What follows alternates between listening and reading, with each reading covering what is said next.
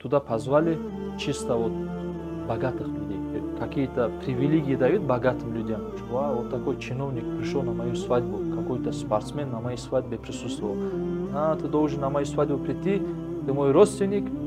Пророк, алейхиссалату вассалам, сказал, вот за этот Коран ты женись на этом. Аллаху, Аллаху, Аллаху, Аллах. Бисмилля, альхамдулиллах, вассалату вассаляму аля расулиллах, амма ба'ду, ассаляму алейкум ва рахматуллах.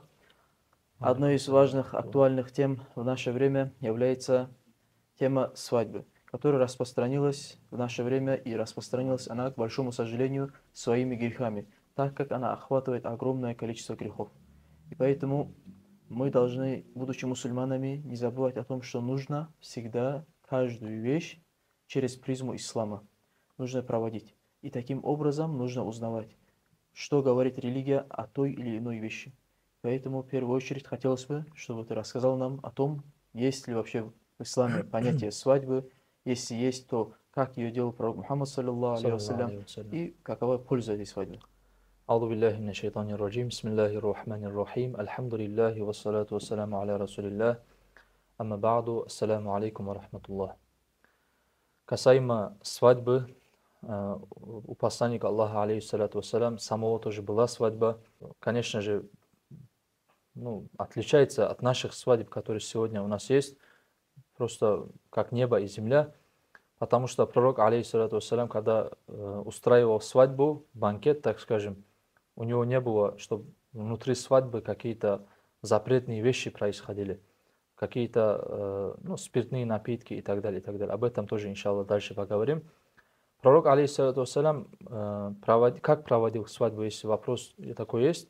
Имам Бухари приводит хадис пророка, алейхиссалату вассалям, где говорится, что он, то есть посланник Аллаха, алейхиссалату вассалям, аулама аля ба'ди нисаихи бимуддайни мин шаирин, устроил банкет, когда женился на некоторых из своих жен, устроил банкет всего лишь 2 муддами из ячменя. То есть сделал там или кашу, или что-то из ячмени, 2 мудда всего лишь. Это арабская мерка, у арабов есть.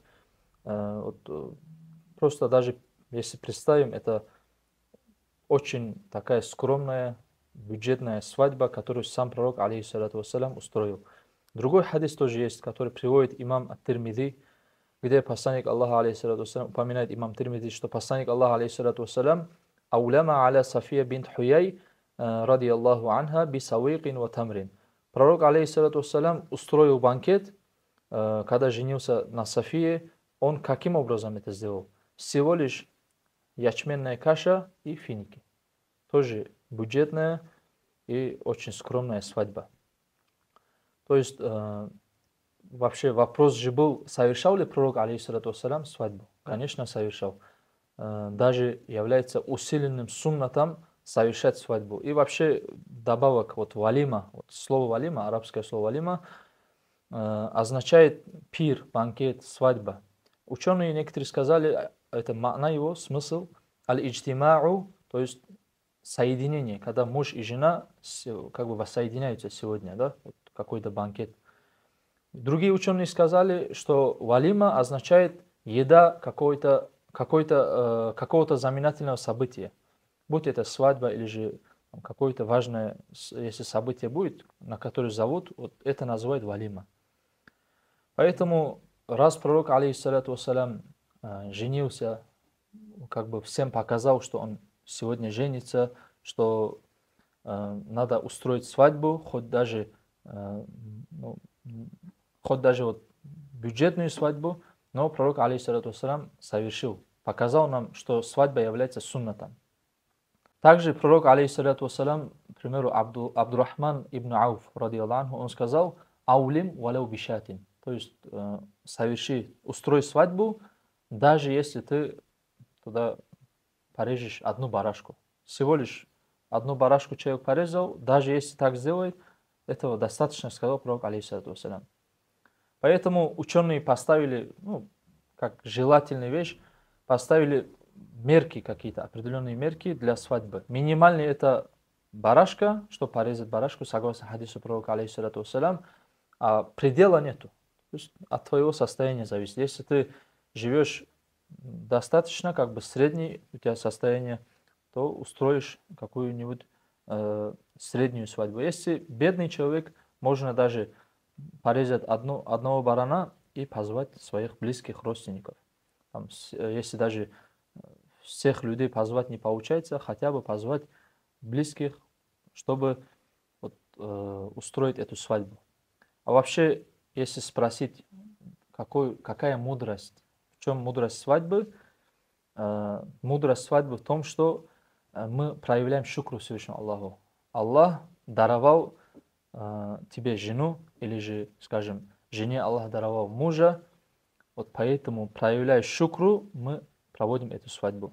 Также другая польза есть от этой свадьбы.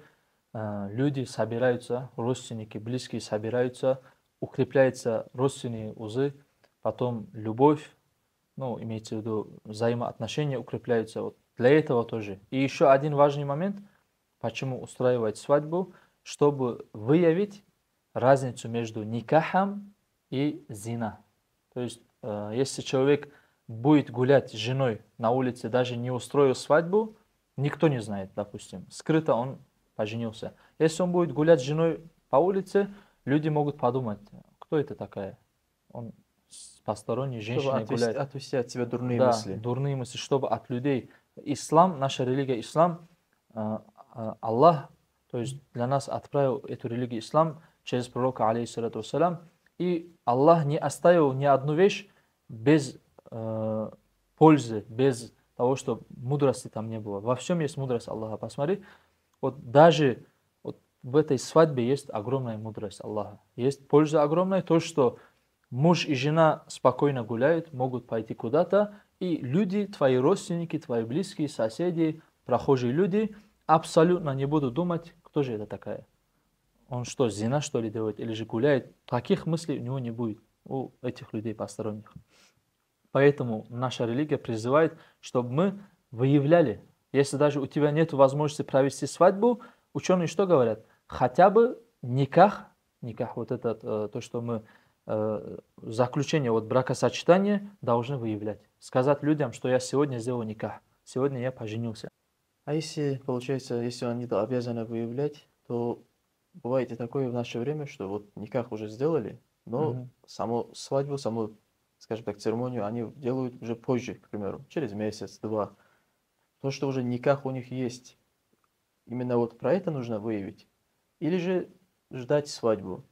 Никах, в любом случае, в книгах говорится, что никах нужно выявлять. То есть, Просто чтобы... К чему вопрос? Потому что в наше время есть такой, скажем так, среди людей распространилось, что якобы нельзя говорить о дне никаха, нельзя людям рассказывать и так типа далее. сглазят, Да, какой-то... есть что-то вот у людей. Если так взять, есть вообще шариаты такие вещи, где лучше не сказать людям. Ну, если у тебя какие-то планы в жизни есть, лучше скрывать, чтобы лишний глаз не попадал. Ну, не сглазить там, или же от зависти, чтобы кто-то плохой не сделал. Но в этом случае это вообще абсолютно никакого отношения не имеет. Никах есть никах. Вообще все ученые, они призывают, чтобы мы никах выявляли, чтобы говорили людям. Если время тоже сказать, желательное время говорят, пятничный день. Если месяц спрашивать, то месяц Шавваль. Ну, целый год человек имеет право в любое время пожениться. Хоть ночью, хоть днем может он бракосочетание сделать. Разницы нету. Но желательное время это месяц Шавваль. И еще, если из дней если спрашивать, то пятничный день. И говорится там пятничный день до джума намаза, и чтобы люди знали об этом. Это чтобы вот, общий хабар распространился, что ты женился, чтобы не было этих, вот как я упомянул, этих мыслей, что он гуляет и так далее, и так далее. Вот об этом наша религия очень сильно позаботилась и указала нам, как правильно поступить. А еще вопрос, по-моему, был, обязательно ли, ну, то есть никах и свадьба, это вообще две разные вещи, так сказать. То есть никах это то, что тебе дозволяется жена, то есть ты можешь жить с ней, а валима это уже, когда ты зовешь гостей, как бы радуешься этому, когда ты уже как бы выявляешь, делаешь шукру Всевышнему Аллаху, что ты поженился. То есть это две разные вещи. Может быть такое, что человек сделал никах, но у него возможности не было свадьбу сделать. Или же он просто там не захотел, он имеет право. Главное, он никах сделал, жена дозволена, он может и гулять и так далее. То есть запрета уже не будет. А свадьба у нас это для радости, как бы, чтобы выявлять свою радость, что человек поженился. Значит, когда человек совершает свадьбу, он должен своих родственников позвать, знакомых, друзей и так далее, то есть уведомить людей. И таким образом, если человек тебя пригласил, обязательно ли туда пойти, на эту свадьбу, присутствовать там? Или же есть какие-то условия? Здесь упоминается хадис пророка, алейхиссалату вассалям, приводит имам Бухари, имам Муслим. Здесь говорится, что посланник Аллаха, алейхиссалату вассалям, сказал: «Иза ду'ия ахадукум илял валимати фальятиха». Если кого-то из вас позовут на свадьбу, на важное вот это событие, то есть валима имеется в виду вот свадьба, фальятиха, пускай идет туда. То есть в повелительной форме сказал пророк, алейхиссалату вассалям, пускай идет. И ученые из этого хадиса вынесли хукму, что ответить на приглашение является обязательным, но у него есть какие-то свои условия. И одним из условий приглашения является, чтобы свадьба не была такой, что туда позвали чисто вот богатых людей. Пророк, алейхиссалату вассалям, в хадисе тоже сказал: «Би'са тааму таамуль валима». Ну, худшая еда – это еда свадьбы, куда пригласили богатых и оставили бедных.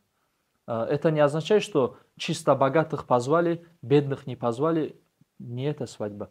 Разницы нет. Даже если туда бедных позвали, но богатых каким-то образом, если там выделяют, то есть им отдельный стол, шведский там стол, скажем, или же какие-то привилегии дают богатым людям, или же там чей-то сын пришел туда, или чей-то там какой-то депутат, к примеру, пришел. Из-за этого, если какое-то предпочтение бывает, вот это условие уже ты имеешь право. Если такое есть на свадьбе, ты имеешь право не ответить. Если нету этого условия, ты обязан ответить. То есть, Даже если не по отношению к тебе это делают, все да, равно да, если можешь там, не пойти. Да, если даже не по отношению к тебе. В общем, вот сама свадьба, если выделяет богатых людей, туда уже не обязуется. Вот здесь как раз автор книги упоминает, вот если предпочитает других, битой и битаами, вкусной едой. Второе условие, чтобы кого зовут на свадьбу, был мусульманином. То есть приглашение должно быть по отношению к мусульманину. Если я устраиваю свадьбу, я приглашаю тебя, и ты мусульманин, ты обязан ответить мне, если я тоже мусульманин. А если, например, приглашает кафир, неверующий, а отвечающий мусульманин, он не обязан. То есть ты не обязан, если тебя какой-то кафир зовет, к примеру, по работе какой-то коллега есть, и он тебя зовет на свадьбу, ты не обязан ответить на это приглашение. Это второе условие. Третье условие упоминает автор, чтобы это приглашение было в первый день. Вот, есть, наверное, такие свадьбы, где раньше тоже, наверное, были, что свадьбы первый, второй, третий день проводили. Вот если первый день тебя позвали, в Дагестане есть, интересно, такие? Раньше было, сейчас уже. Сейчас уже нет, да? Я-то не слышал, а так, если такие свадьбы есть, которые 2-3 дня устраивают. Здесь такое условие поставили. Первый день ты обязан, второй день, если приглашают тебя, на второй день, если приглашают, желательно пойти, а третий день даже нежелательно пойти. Вот такое условие ученые поставили. Они тоже приводят хадис пророка, алейхиссалату вассалям, первый день пойти это хак, то есть обязанность, второй день сунна, а третий день уже как бы типа гордость, как показуха, чтобы люди услышали, что этот человек свадьбу устраивает.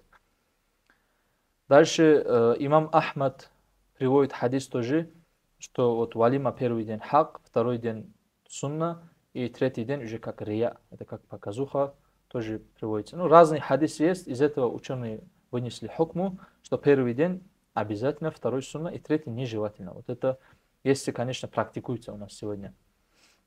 Это третье условие, да, сказали. Четвертое условие, чтобы намерение приглашающего, я, например, тебя приглашаю на свадьбу, мое намерение было, чтобы укрепить братство, любовь, встреча, чтобы с этой встречей, с тем, что ты придешь на эту свадьбу, была какая-то любовь, взаимоотношения, чтобы укрепились. Но не из-за страха у меня перед тобой. К примеру, ты такой какой-то спортсмен известный, да, или же какой-то хаким, чиновник, и я тебя зову, боясь, что ты потом будешь как-то влиять на меня. Или же, чтобы я взял себе гордость тем, что ты придешь. Вау, вот такой чиновник пришел на мою свадьбу, какой-то спортсмен на моей свадьбе присутствовал. Если вот такие хабары тебя интересуют, чтобы, ты хочешь, чтобы люди пришли на свадьбу, эти важные люди пришли на свадьбу, чтобы потом завтра, послезавтра гордиться этим, вот ты не обязан ответить. Вот разницы нету, тебя зовут или другого. Вот, если ты знаешь, что туда звали, вот если туда звали ради такого больше авторитета, ты не обязан туда идти. Вот такой момент есть. Пятое условие. Приглашающий не должен быть валиман ау шариран. То есть не должен быть притеснителем или же плохим человеком. Имеется в виду, который религию не соблюдает, такой фасих человек. Или же он притесняет людей. Каким-то образом притесняет, и ты не обязан идти на эту свадьбу. Потому что ты как будто идешь на свадьбу притеснителя. Или же здесь еще такой момент, если у него имущество харам. Человек, к примеру, зарабатывает на продаже алкоголя.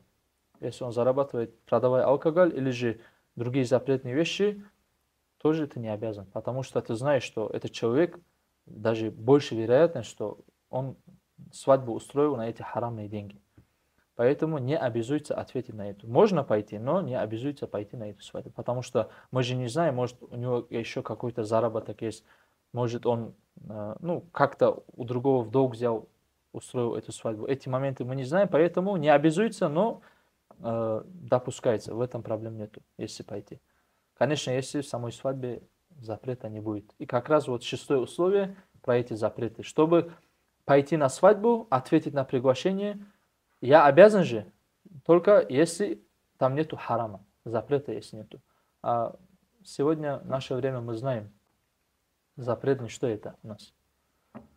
Что идет на свадьбу? Это алкогольные напитки. Алкогольные напитки, правильно. На самом деле, люди, даже если вот взять со стороны, люди, которые приходят после свадьбы, вообще как себя они ведут на свадьбе и так далее, драки, неприязни, кого-то оскорбляют, даже кого-то убивают.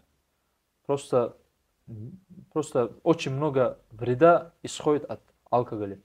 Пророк, алейхиссалату вассалям, сказал в хадисе: «Ман кана ю'мину биллахи вал яумил ахир, фала як'уданна аля маидатин юдару алейхи аль-хамру».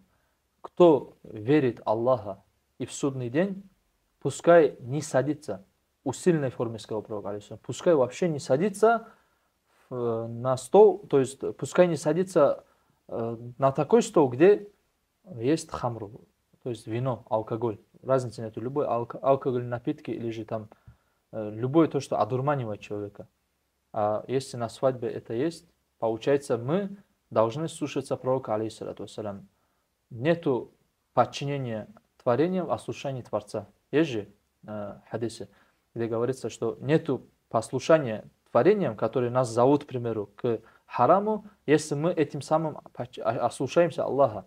Этот человек нас зовет на свадьбу, говорит: ты должен на мою свадьбу прийти, ты мой родственник, но в то же время он ставит туда водку или другие напитки алкогольные. Поэтому ты должен сказать, чтобы этот человек убрал. Это харамная вещь. Касаемо этого тоже ученые говорят, если в присутствии тебя они уберут что-то запретное, если они уберут что-то запретное, ваджаба худуруху, обязуется присутствовать этому человеку. Тебе обязуется там присутствовать. Потому что благодаря тебе они убрали, там, к примеру, ты заходишь на свадьбу, они уважая тебя, уважая как бы твое положение, они убирают все, алкоголь, все убирают. Даже если на определенное время убирают, но зато же убирают, хотя бы на время. Это обязуется. И постараться, чтобы убрать с этой свадьбы все запретные вещи. Это алкоголь, это один из запретных вещей. Что у нас еще есть? У нас есть еще музыка, у нас есть еще смешение полов. Есть, или же, скажем, там, исходя из того, что люди опьяняются, там драки происходят, убийства, вред, зулму человеку. То есть уже свадьба, когда мы должны радоваться. Мы вначале как сказали, свадьба это что? Это шукру Аллаху. Разве шукру Аллаху может происходить, когда человек превращается прямо, скажем, да, в животное превращается. Человек становится пьяным, как животное себя ведет, не понимая, что он говорит, плохие слова говорит, матерится человек. И это что ли шукру Аллаху? Шукру Аллаху наоборот, благодарит Аллаха не только языком, говоря альхамдулилля, позвать людей без запрета, объединить своих родственников, соседей и так далее, то есть чтобы была вот эта любовь, вот это взаимоотношение, чтобы усилить. И, конечно же, чтобы людям дать знать об этой свадьбе. Если этого нету, какой шукр может быть? Люди идут на свадьбу, танцуют, там, вальсы с чужими женщинами. Но чужие женщины, вот в нашем понимании, как бывает? Чужая женщина, это, наверное, какая-то незнакомка из села. Нет. Пророк, алейхиссалату вассалам, поставил четкие правила. Есть махрамы для нас, наши матеря, наши сестры, наши племянницы, тети, бабушки. То, что от крови родные люди, которые идут, они махрамы. С ними можно беседовать тоже. И, в общем, с ними можно находиться рядом. Чужие женщины, как бывает? Например, двоюродная сестра. К примеру, двоюродная сестра тоже считается чужой. Ну, в родственных отношениях нет, конечно. То есть те, на которых можно жениться. Да, те, на которых можно жениться, уже не махрамы, поэтому они уже как чужие женщины. Нельзя наедине находиться, нельзя прикасаться, это, конечно, тем более нельзя. А у нас что происходит на свадьбах? Моя двоюродная сестра, говорят, или же моя там соседка, родственница какая-то, и держат за талию и танцуют. Если не ошибаюсь, есть же хадис, в котором лучше бы игла пронзилась в голову мужчины, чем прикоснуться к чужой женщине. Есть такой хадис тоже пророка, алейхиссалату вассалям. То есть внутри свадьбы бывает много вещей. Вот музыка то же самое. То есть как у нас бывает музыки? Все запретное, если перечислять, это даже очень много вещей есть. Но это условие, если не соблюдается, если тебя кто-то приглашает, если там алкоголь. А если женщины, мужчины раздельно сидят? То есть смещение полов, когда я упомянул, да, ты, наверное, этот вопрос задаешь. То есть, когда здесь говорится, чтобы смещения полов не было, это имеется в виду, чтобы вот так мы за одним столом, вот так, бывает же друг на друга смотреть, ха-ха-хи-хи, бывает же разговоры, чтобы вот этого не было.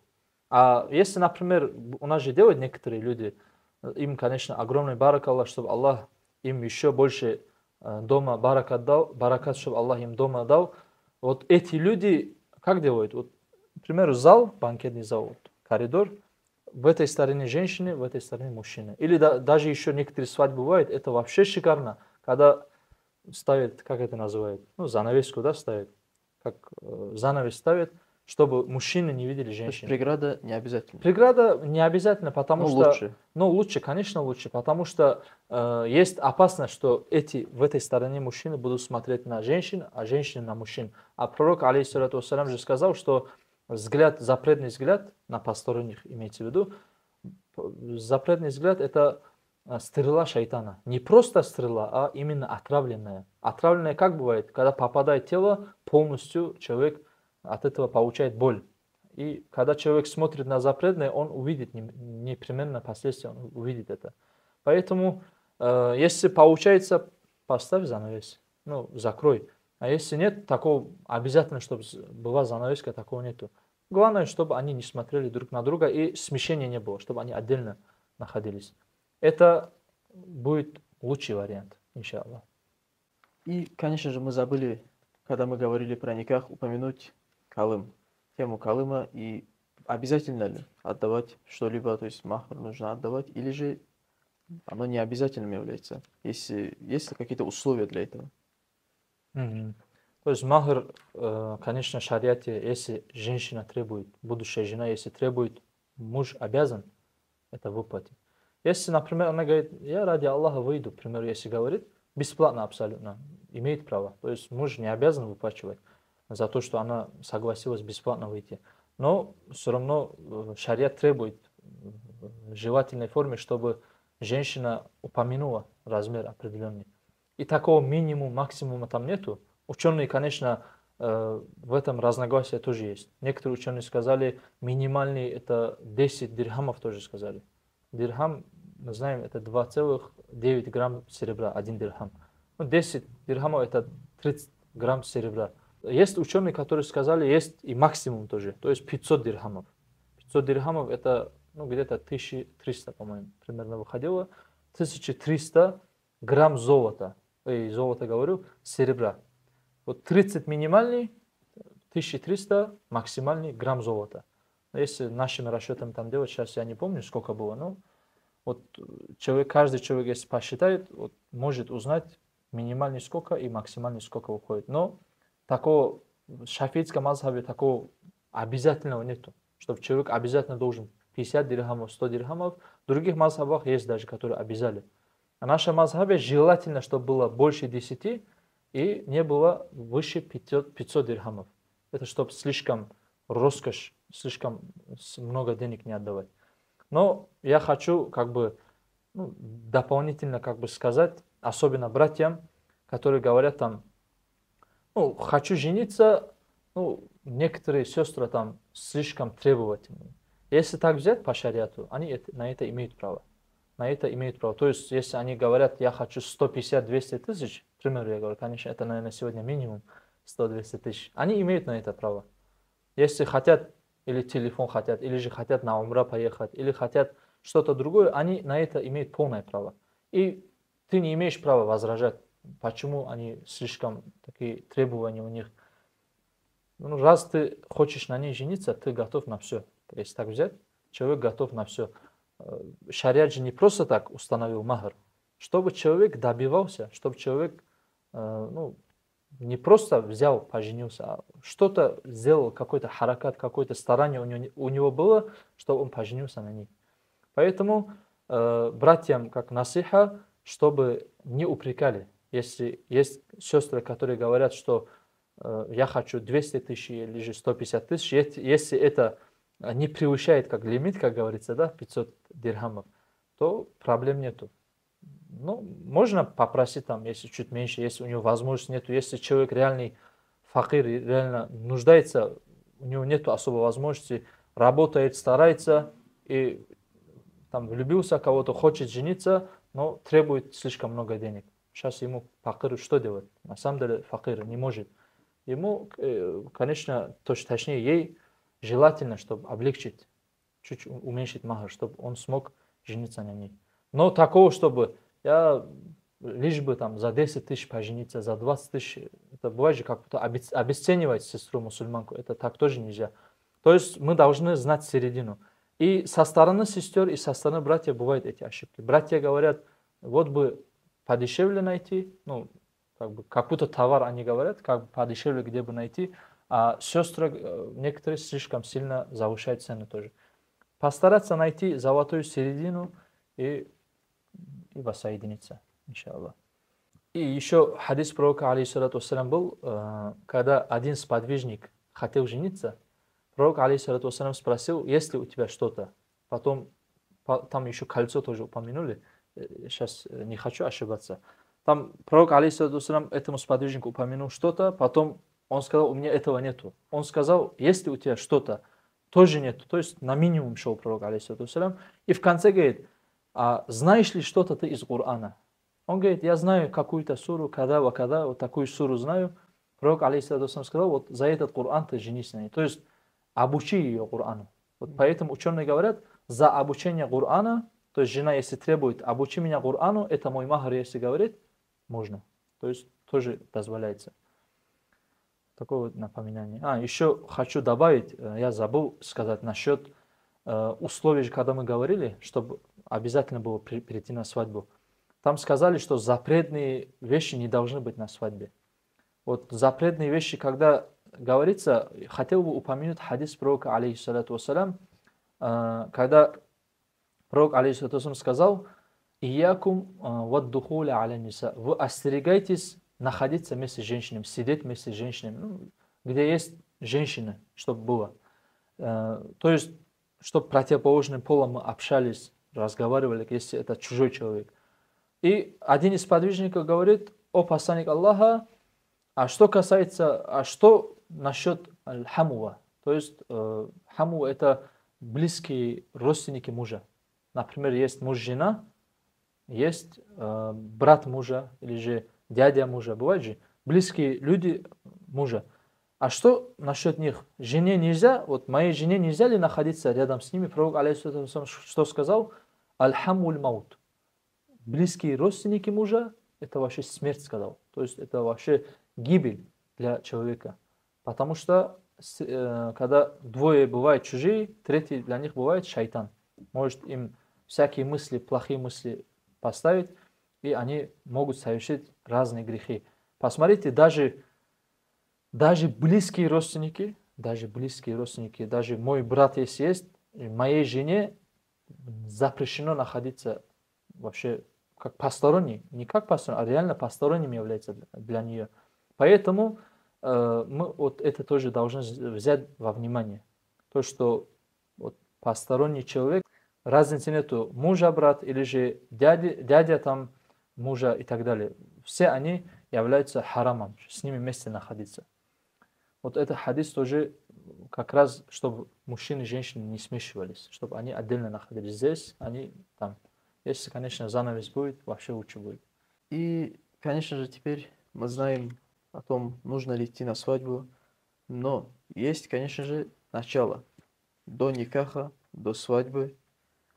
Это в наше время действительно не будет преувеличением, если я назову это бедой, которая распространилась очень сильно. Это есть. И даже без этого уже и не хотят даже делать никах. Это общение до свадьбы. Даже есть родители, которые говорят: пускай пообщаются, пока год-два, узнают друг друга поближе. Есть такое, это сильно распространено.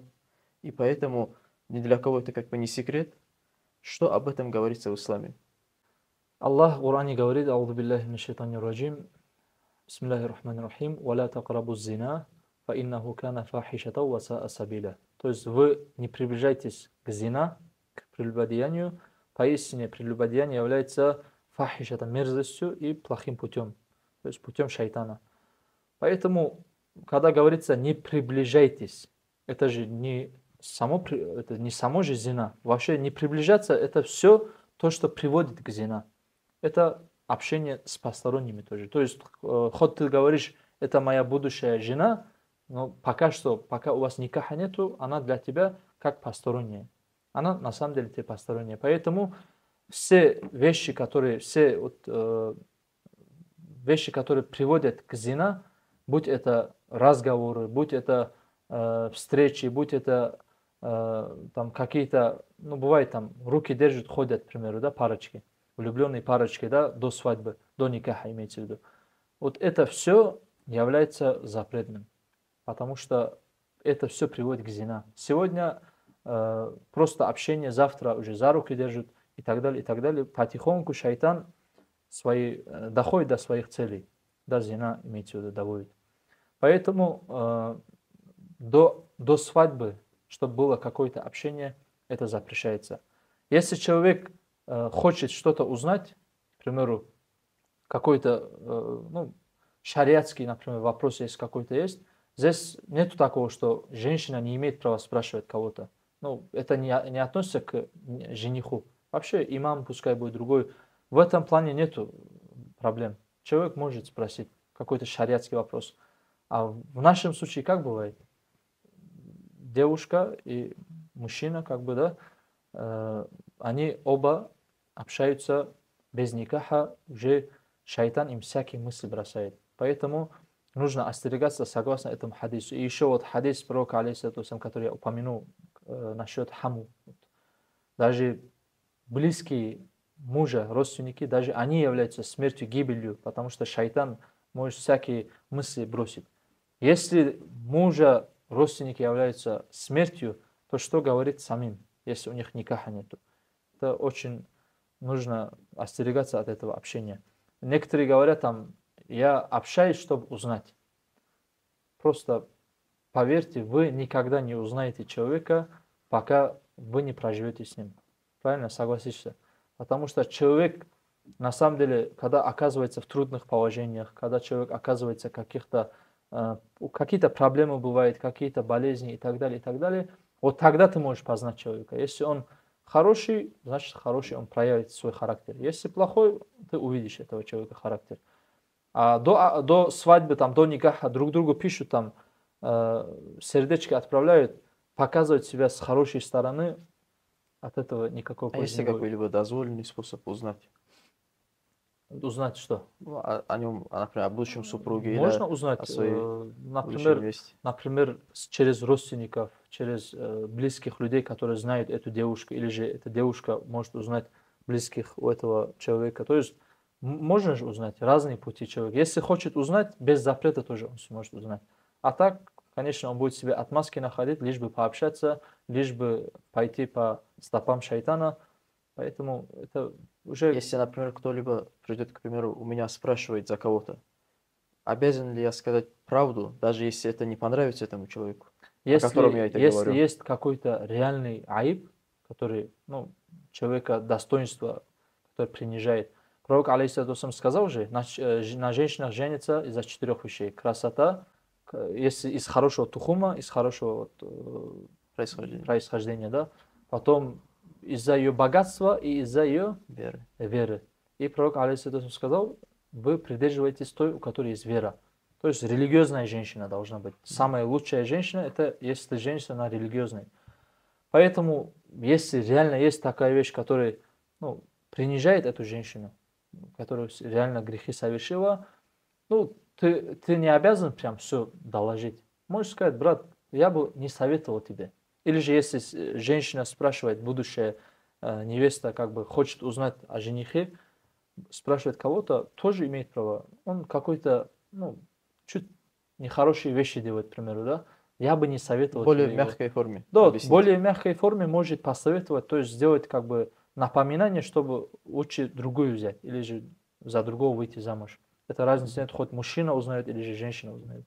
А если, например, в присутствии там махрама, можно ли им поговорить, вопросы задать Конечно, друг другу? можно. Если, например, отец есть, дядя есть, можно спросить, например, об учебе, о другом, ну, ваше узнать положение и какие у нее требования, что для нее важно в этой жизни и так далее. Ну, присутствия махрама нету. Если там запретные разговоры не пойдут, которые нельзя, которые за рамки шариата выходят, тогда нельзя, конечно. А если внутри шариата вот будет соблюдать эти рамки, тогда вообще проблем нету. Наоборот, даже есть такие соблюдающие люди, верующие братья, которые зовут отца, там, дядю, родного брата, сидят и говорят за общим столом, ну, то, что касается свадьбы, будущей жизни.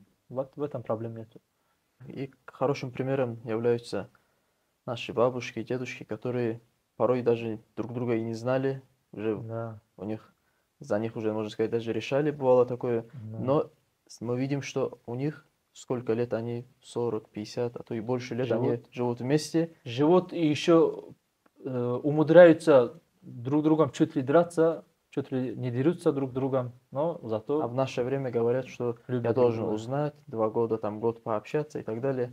Это является, конечно, ошибочным Хоть ты мышлением. 2 года общайся, хоть ты 5 лет общайся, никак. Да. Я думаю, что человека ты не узнаешь, пока не столкнешься бывает же, с трудностями. Ну, если у тебя трудности будут в жизни, если ты с кем-то общаешься, он тебе может написать, дай Аллах тебе облегчение, и все на этом, да. А если человек рядом с тобой, вот тогда ты реальную поддержку, если увидишь, вот тогда поймешь, это на самом деле человек, которого я искал давно. На самом деле человек, который нужен мне, чтобы меня в нужный момент выручить, помочь мне в нужный момент. Дай Аллах, чтобы каждому человеку, чтобы такой человек попался, который всегда выручает, всегда помогает, всегда успокаивает. Аминь, я Аллах. Поэтому, брат, конечно, можно говорить о свадьбе, можно долго говорить, и другие моменты тоже. Но я думаю, самое основное то, что у нас есть проблема, мы, думаю, обсудили. Конечно, вопросы появляются. На этом мы завершим, надеюсь, наш разговор, потому что основные вещи я упомянул насчет валимата, насчет свадьбы, насчет условий, когда я обязан пойти. потом, что у нас в наших свадьбах сегодня происходит из запретов и так далее, и так далее. Поэтому прошу Всевышнего Аллаха, чтобы Аллах даровал мусульманам тауфик, помощь, чтобы они провели свадьбы согласно шариату. Потому что очень трудно, на самом деле, в наше время провести свадьбу, ну, согласно шариату. С какой стороны трудно? С той стороны, что люди думают, что родственники что-то скажут. Там деньги мало соберутся. Или же человек, твой сосед, или же твой близкий родственник, который пьет, он не придет на твою свадьбу, если там алкоголь не будет. Вот всякие вот эти факторы преграждают человека, чтобы он по шариату делал свадьбу. Поэтому я прошу Аллаха, чтобы нам дал Аллах смелость, храбрость, как говорится, провести эти свадьбы согласно шариату, как указал нам пророк, алейхиссаляту вассалям. Пусть Всевышний Аллах дарует всем взаимопонимание, любви, чтобы вот так проводили свадьбы всегда достойным образом. Вальхамдулиллахи раббил аламин. Ассаламу алейкум ва рахматуллахи ва баракатух.